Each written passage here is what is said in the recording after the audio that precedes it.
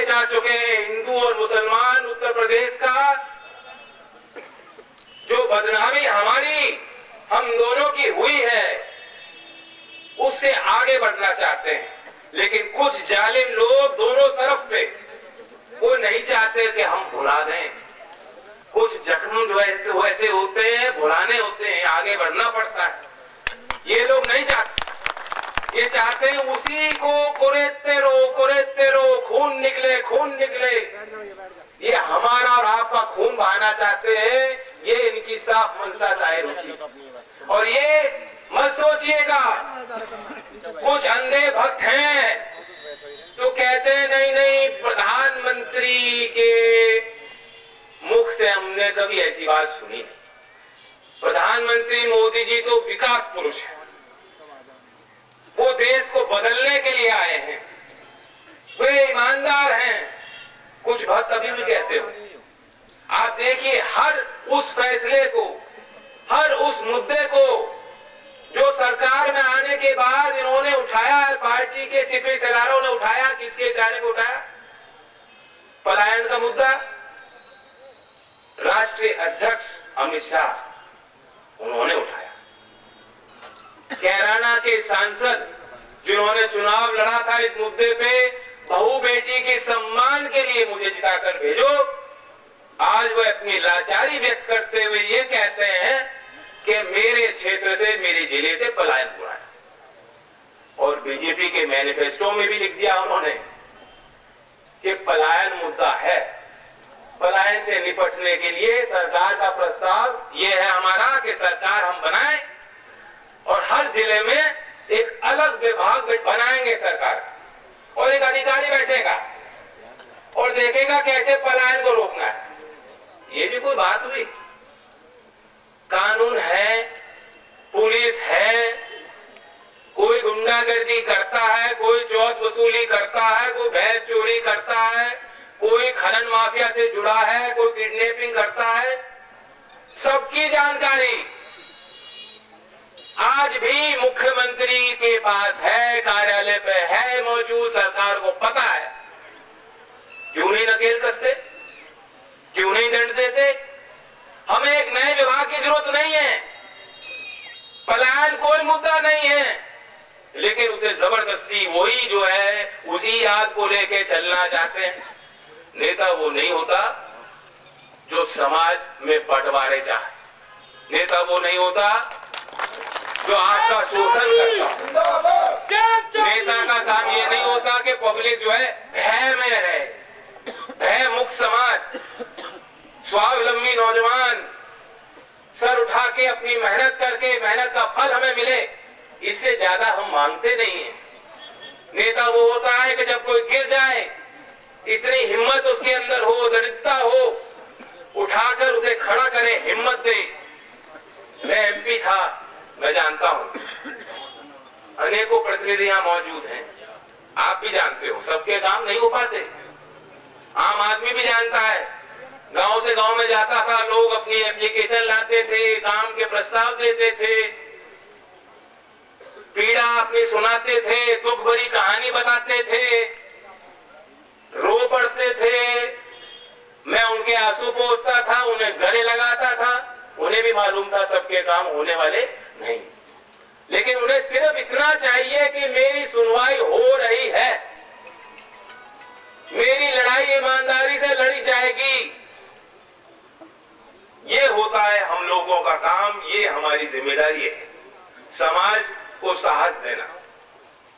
मैं चाहता हूं हर एक नौजवान जो मौजूद है सोचे, मैं जानता हूं अच्छी शिक्षा के बावजूद भी हमारे प्रदेश में और पूरे देश में आपको नौकरियां नहीं मिल रही। बताओ काम मिल रहा है नहीं मिल रहा? पिछले वर्ष कुछ 300 मात्र पोस्ट निकाले गए थे यूपी में और लाखों हमारे बच्चों ने आवेदन भरा। उसमें एमबीए भी थे। एमबीए की डिग्री करने के बाद सरकारी चपरासी कोई बनना क्यों पसंद करता है? ये चॉइस नहीं है, कोई विकल्प नहीं है बच्चों का। मैं आप नौजवानों को कहना चाहता हूं कि आप अकेले नहीं हो। समय की मार हम पे पड़ रही है, बस हिम्मत से काम लीजिए। आपके हृदय में, आपके मन में निश्चय होना चाहिए, उम्मीद का चिराग जलता रहना चाहिए। ये लोकदल का कार्यकर्ता चाहता है। लेकिन कुछ नेता ऐसे हैं जिन पे पूरा उनके दिमाग में, इनके मन में कितना जहर है। भेड़िए हैं बकरी के भेष में, सांप हैं। इन आस्तीन के सांपों का इस चुनाव में आप इलाज करोगे कि नहीं करोगे, मैं आपसे पूछना चाहता हूं। इस बार अगर चूक गए, ये लोग सोचेंगे यही रास्ता है। और जब जब कठिनाई होती है फिर जो है राम जी याद आ जाते हैं। अब मंदिर का मुद्दा, कभी कहते हैं राम मंदिर बनेगा, कभी कहते हैं कोर्ट तय करेगा, कभी कहते हैं हम बनाएंगे। ये दौर है जब लोगों के बीच में जाया जाता है, अपना मैनिफेस्टो रखा जाता है। आपको तय करना है पार्टियां कौन कौन सी आपके सामने, कैसे फैसला करो। एक तरफ केंद्र की सरकार है, मैं और क्या बताऊं, कल बजट पेश किया गया। ये उनका सबसे सर्वश्रेष्ठ बजट हो सकता था, क्योंकि चुनावी समय है। इन्होंने जो है बजट जल्दी किया, इनके दबाव में चुनाव आयोग ने चुनाव जल्दी कराए। ये सबको मालूम है कि नहीं मालूम, सबको पता है ना। और हम सब बैठे सोच रहे थे कि कुछ तो मिलेगा, रेवड़ी सरकार बांटेगी जरूर। सब सोचे बैठे थे कि एकदम बजट आएगा, एकदम चुनाव आएंगे, और इसलिए सरकार की मंशा थी कि कोई ना कोई बड़ी घोषणा हो। 2 घंटा भाषण सुनना पड़ा, कोई चीज छोड़ी नहीं। कॉलेज कैसे चलने चाहिए, ऑनलाइन कोर्स चलाएंगे। ऑनलाइन कोर्स पे हम चाहते हैं वित्त मंत्री बजट भाषण में बोले। ये काम आपका नहीं है, एचआरडी मिनिस्ट्री है। जो काम साधारण रूप से एक विज्ञप्ति देके किए जाती है घोषणाएं, वह ये जो है मंत्री, वित्त मंत्री बजट भाषण में बोल रहे हैं। पुराने लोग मौजूद हैं, याद करो चौधरी चरण सिंह जी ने जो बजट पेश किया था, वह क्रांतिकारी बजट था कि नहीं। 25,000 गांवों का वित्तीकरण, पहली बार गांवों के विकास के लिए इतना बड़ा बजट। वह एक सोच थी, दूरदायी अच्छे परिणाम लाने वाली सोच। यहां क्या मिला? इस समय पे जब हम सबको मालूम है बैंकों में लाखों करोड़ पैसे हैं, किसके पैसे हैं वो? लाइन में खड़ा होकर आपने अपनी खून और पसीने की मेहनत की कमाई जमा की।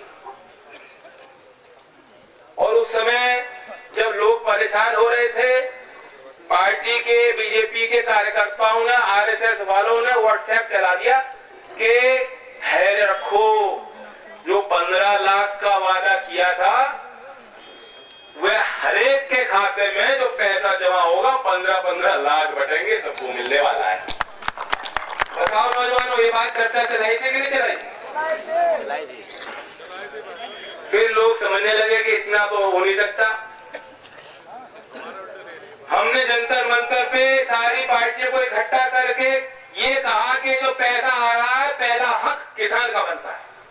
माल्या के लोन माफ मत कीजिए, अंबानी अदानी के लोन माफ मत कीजिए, टाटा बिरला को और लोन मत दीजिए। हम चाहते हैं किसान का कर्ज माफ होना चाहिए।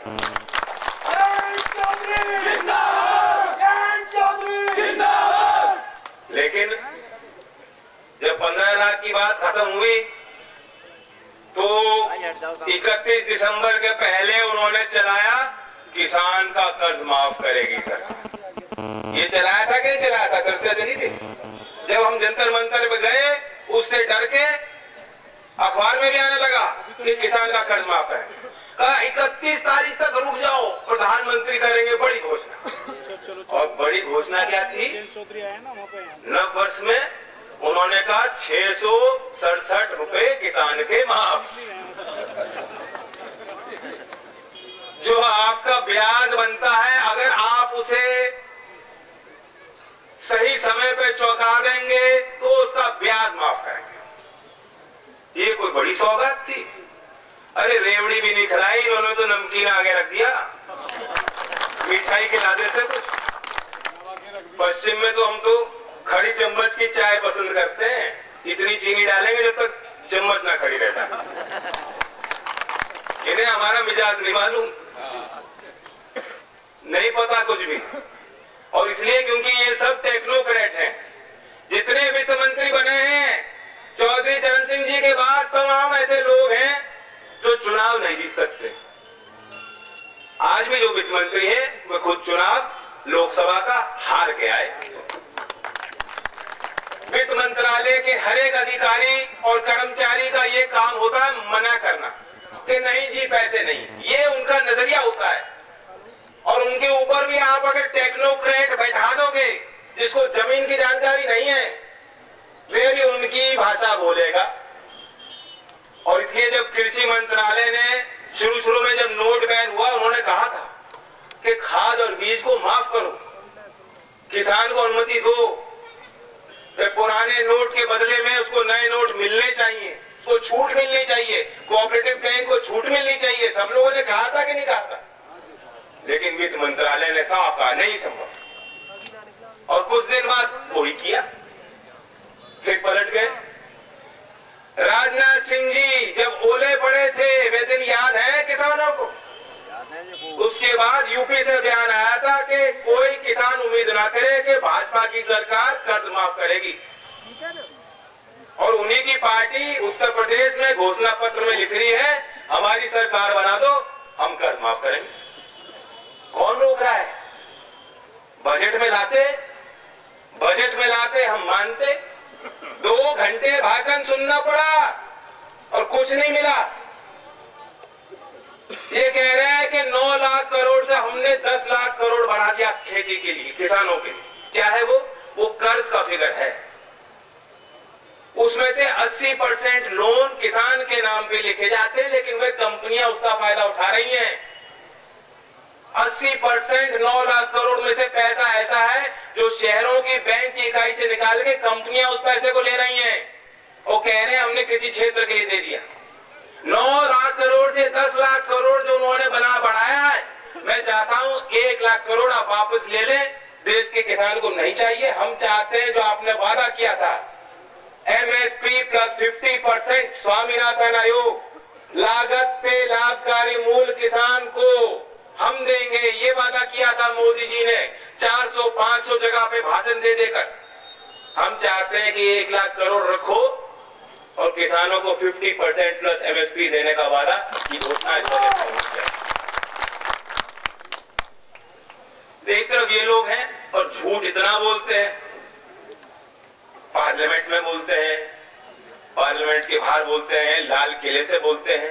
मोदी जी ने कहा कि हमने तो गन्ने का पेमेंट करा दिया, 6000 करोड़ सीधा खाते में दिया। खाते में पहुंचे क्या आपके पैसे? ये तो कह रहे हैं किनकी मानोगे?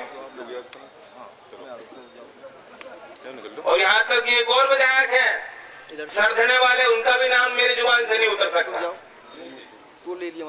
उनके चुनाव एफिडेविट में झूठ बता रहा हूं कितना तक बोलते हैं। पिछले 10 वर्षों में उनकी उम्र 8 वर्ष बढ़ी है। 2009 में पार्लियामेंट का चुनाव लड़े थे, तब एफिडेविट में लिखा शैक्षिक क्वालिफिकेशन BA पास। अब जो भरा है विधायकी के लिए उसमें कह रहे हैं इंटर पास। अब ये काम तो चुनाव आयोग के होते हैं। सारी संस्थाएं पंगु कर दी। सुप्रीम कोर्ट इनके इशारे पे, इनके कहने पे तमाम लोगों के आरक्षण के फैसले के संबंध में तमाम न्यायालय जो फैसले ले रहे हैं, क्यों ले रहे हैं? क्योंकि RSS की ओर से बयान आता गया है, RSS की मंशा है।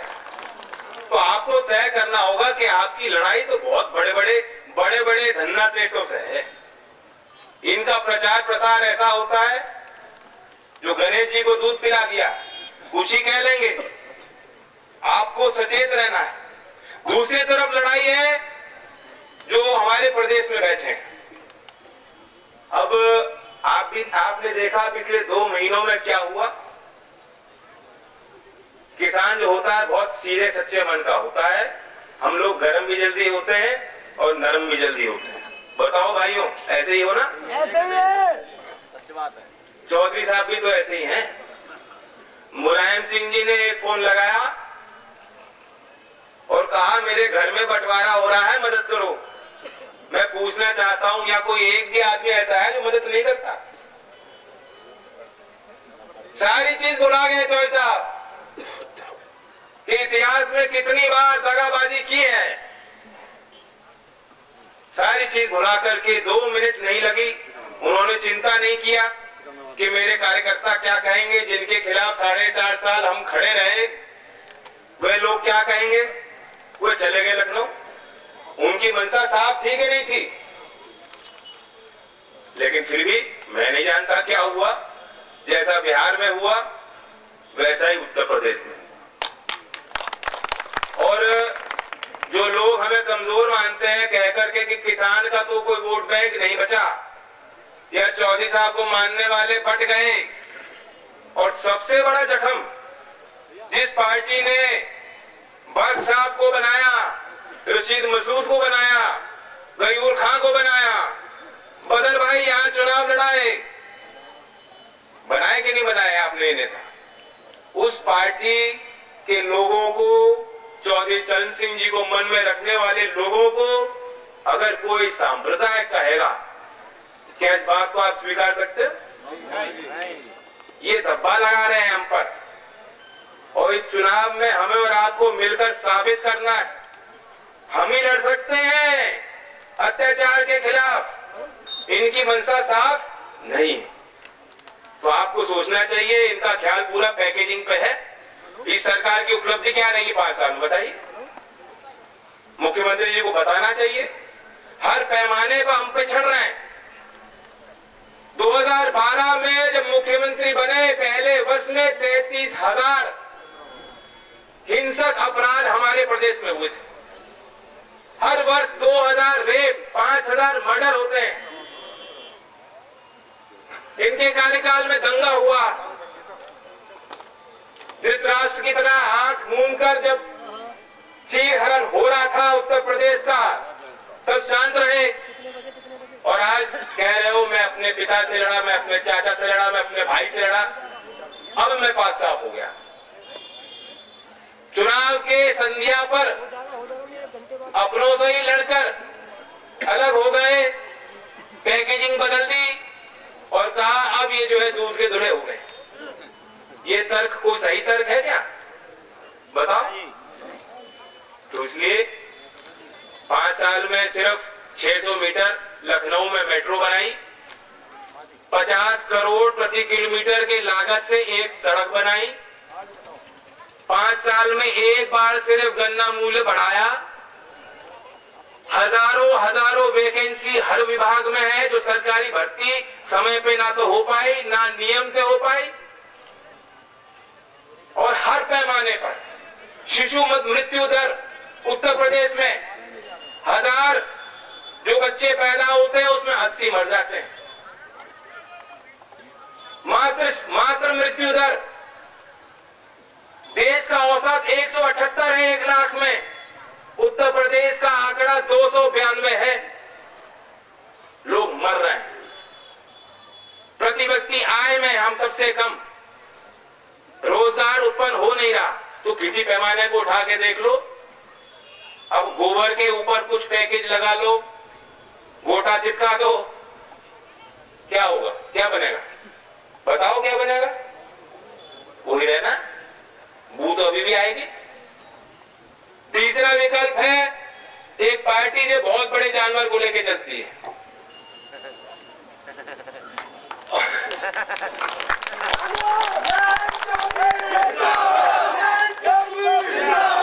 मैं बुआ जी कह सकता था, लेकिन अब वो उनकी बुआ जी कहती है और वो भी उनको पसंद नहीं है। मैं क्या कहूं, उनका भी नाम नहीं लेता। उनकी हर मूर्ति में जब बनती थी, जब सरकार थी, एक पर्स जरूर रहता था। हर मूर्ति में पर्स है और मुझे लगता है पर्स में लिखा है लुई विटॉन। जो एक पर्स है 2 लाख रुपए से कम का पर्स नहीं है। और हर चीज के रेट ऐसे हैं, 5 मिनट मिलना तो 5 लाख, 10 मिनट मिलना तो 10 लाख, जिला पंचायत टिकट चाहिए, एससी है तो 2.5 लाख, जनरल है तो 5 लाख, विधानसभा टिकट चाहिए तो 2 करोड़ से बोली लगेगी। बोली लगती है। जैसे मोदी जी बिहार में गए थे, वो कहते कितने चाहिए, 60,000, 70,000, 80,000 करोड़। उसी तरह उनके पार्टी में टिकटों की बोली लगती है। कहते टिकट चाहिए तो 2 करोड़, 3 करोड़, 4 करोड़। हमारी भी टिकट थी, सब लोग प्रत्याशियां बन के आपके बीच में है, पूछ लेना, पूछ लेना। हमारी पार्टी में कोई आरोप, कोई प्रश्न ना तो आज तक उठा ना आगे उठेगा। और ये जो कहती है कि मेरे शासन काल में कानून व्यवस्था अच्छी थी, 2012 में 33,000 हिंसक वारदात हुए, अपराध हुए जो दर्ज, और उनके कार्यकाल 2012 में 32,983 ऐसी कोई फिगर थी। कितना फर्क है। कैबिनेट मीटिंग में जाती नहीं थी, एक अधिकारी को पूरी बागडोर दे दी थी कि तुम चलाओ, मुझे कोई रुचि नहीं है। अलीगढ़ गई थी, 2 दलित सड़क पे लेट गई महिलाएं, उनसे मिलने के लिए उनपे एनएसए लगाई थी, एनएसए। यहां से लेके आगरा तक सारी जमीनों पे उनकी नजर। और उस समय मैं कहता था ये बीएसपी का मतलब भूमि सेल्स पार्टी। ये भूल गए हो क्या? भूले हो उन चीजों को? याद रखो। बीजेपी के बारे में भी 2 चीज अब चल गई। बीजेपी का मतलब बहुत झूठी पार्टी, और दूसरी बात है भूल जाओ पैसा, भूल जाओ पैसा। यहां तक ला दिए सारे लोग। महिलाओं के साथ बहुत बुरा हुआ, पति को भी नहीं बता पाई, भाइयों को फोन करना पड़ा। और ये जो हंस रहे हैं ना, वापस दोबारा देंगे नहीं, पूरा लेखा जोखा देखेंगे। कितना खर्चा हुआ, ब्रेड पे कितना, गैस पे कितना, कमाल है। और आर्थिक संरक्षण जो सरकार ने पेश किया, अरविंद सुब्रमण्यम जी ने लिखा है, ये मैं नहीं कह रहा, उनके शब्द हैं कि नोटबंदी से मांग घटी, अर्थव्यवस्था पे बुरा प्रभाव पड़ेगा, सबसे बुरा यह है कि बेरोजगारी होगी और किसान की आय घटेगी। ये उन्होंने लिखा है, सरकारी रिपोर्ट में है। तो अंधाधुंध फायरिंग करने वाले लोग, जिनको पता ही नहीं कहां गोली लग रही, पट्टी बांध रखी है और 12 बोर लेके गोली चला रहे, कह रहे ये देश बदल दिया, मजबूत नेता, 56 इंच। हम लोग तो बहुत समय से यूपी सरकार से बाहर है, इनको छोड़ो। हम क्या करना चाहते हैं? मेरी प्राथमिकता नौजवानों के प्रति होगी।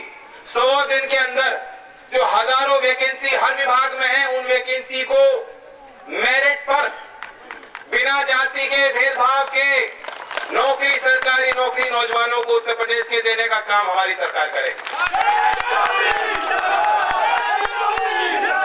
कृषि आयोग की स्थापना, स्वामीनाथन आयोग के आधार पर किसान को हर फसल पे बोनस देना, किसान का कर्ज माफ, शहीद स्मृति ग्राम विकास योजना जिसके संबंध में मैं जगह जगह बता रहा हूं। और हमारे जो पुलिस या हमारे जवान यहाँ खड़े हैं, मैं उनको भी कुछ इशारा करना चाहता हूं। ये भी हमारे लोग कानून व्यवस्था के संबंध में मैं बता रहे थे, आंकड़ा मैंने रखे आपके बीच में, आंकड़े दोष इनका नहीं। चौधरी साहब बहुत सख्त शासन देते थे, अनावश्यक राजनीतिकरण पुलिस तंत्र का कोई, ना तो बीएसपी, ना बीजेपी, ना समाजवादी रोकेगी। अगर कोई रोक सकता है तो चौधरी चरण सिंह को आदर्श मानने वाला व्यक्ति रोकेगा, किसान का लड़का रोकेगा। पुलिस तंत्र को सशक्त करने के लिए मैं हर कदम उठाऊंगा ताकि कानून का राज हो, कानून का सम्मान करें लोग। और इनको बता देना चाहता हूं कि जो पुलिस बोर्ड जी ने कहा था, लागू किया, एक आध वर्ष चलाया और फिर बंद कर दी। 100 दिन के अंदर उस योजना को दोबारा लाने का काम राष्ट्रीय लोकदल की सरकार करेगी। तो जो ईमानदार लोग हैं उन्हें बलवान किया जाएगा। सर उठाकर जीने वालों को, जो कभी झूठ नहीं बोलते, शोषण नहीं करते, वे सर उठा के जी पाएंगे, मेहनत कर पाएंगे। ऐसे खुशहाल उत्तर प्रदेश की तरफ चलना चाहते हो, जातिवाद और दंगा फसाद के अंधकार से उठना चाहते हो, तो अपना एक विकल्प, भूल जाओ सब कुछ। हमारे बुजुर्ग, मैं आपसे पूछना चाहता हूं, यही तो आप चाहते थे, मुझे कहते थे कि पार्टी बढ़ाओ, मेहनत करो, लोग जोड़ो। जातिवाद का धब्बा जो हम पे लगाते हैं लोग, वो तब हटेगा जब राष्ट्रीय लोकदल से, आजमगढ़ से, बलिया से, बुंदेलखंड से, लखनऊ से कुर्मी विधायक, यादव विधायक, गुर्जर विधायक, मुस्लिम विधायक, दलित विधायक, ब्राह्मण विधायक, ठाकुर विधायक, 36 जाति से जब विधायक आपके मतदान से बनेंगे पार्टी के, उसके बाद कभी कोई नहीं कह पाएगा कि चौधरी चरण सिंह जी जाटों के नेता, किसान के, मजदूर के, गरीब। तो इसलिए अपनी छोटी मोटी बातों को भूल जाओ। हमारे सारे प्रत्याशी अच्छे हैं, लेकिन लड़ाई इनके लिए नहीं। नजर अपने बालक पे, अपने भाई पे रखना। मैं मेहनत करना चाहता हूं और ऐसा लोग बताते हैं कि हम तो मजबूर हैं, 5 साल हम कहते हैं चौधरी ने ये गलत कर दिया, वो गलत कर दिया, और एक दिन एक रात पहले चौधरी साहब की याद आ जाती है, सपने में आ जाते हैं। तो मैं कहना चाहता हूं, इस बार भी सपना देख लेना। खुशहाल उत्तर प्रदेश के लिए सपना जरूरी है और आशीर्वाद देना। धन्यवाद। जय हिंद। बहुत बहुत धन्यवाद चौधरी साहब। मैं आदरणीय अध्यक्ष जी से कहूंगा वो आए मंच का सभा का समापन करें। आदरणीय अध्यक्ष जी। आदरणीय अध्यक्ष महोदय, आश्वस्त कर दीजिए नेताजी को कि हम 6 की 6 सीट जीतेंगे। हाथ खड़ा करके आशीर्वाद दे दो। कसम है तुम्हें, देख लो साहब,